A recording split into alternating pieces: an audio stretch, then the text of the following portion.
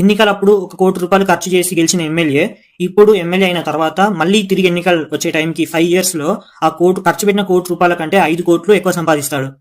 మరి ఒక ఎమ్మెల్యే ఖర్చు పెట్టిన తర్వాత అంత సంపాదిస్తున్నాడు. మరి మనం ఇప్పుడు తీసుకుంటున్నాం కదా డబ్బులు. 5 years తర్వాత మనము ఎంత చేస్తున్నాం ఆ డబ్బుని? మీరు ఒకసారి ఆలోచించండి. రాజకీయ నాయకులు ఇస్తున్నారు. ఇప్పుడు కొంతమంది అంటున్నారు కదా, ఎవరు ఎక్కువ డబ్బులు ఇస్తే వాళ్ళకే ఓటేస్తామని అంటున్నారు.